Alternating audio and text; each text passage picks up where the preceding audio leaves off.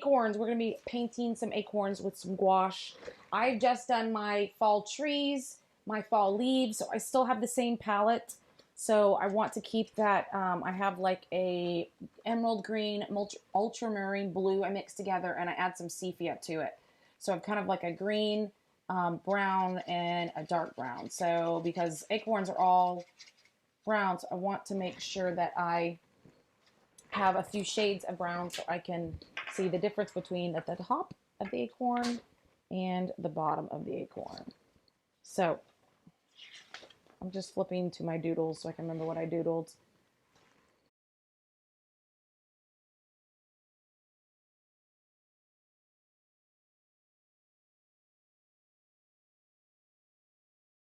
I like his hat. And then his little bottom doesn't go completely like extend where the top goes. The bottom is not as wide.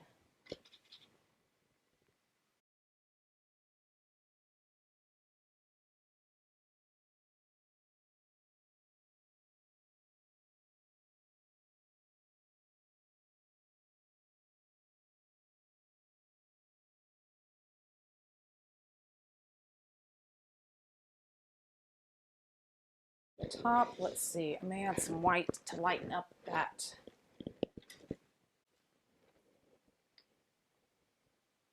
sepia so the top can be a little bit lighter. Okay. And this top is going to be more of a, okay, so that side's more curved and that side's more, I don't know what you want to call it, not as curved. Trying to get them to match. And then a little stem.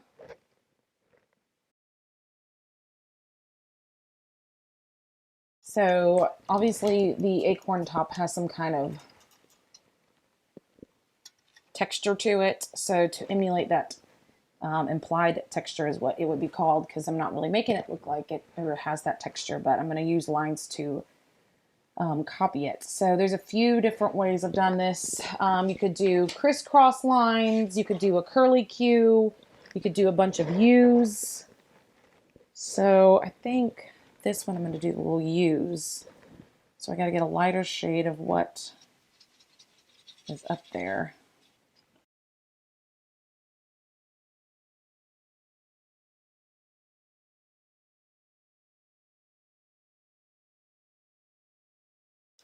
Again, I think I would have liked it with colored pencils. You know what I'm going to do? Paint over it.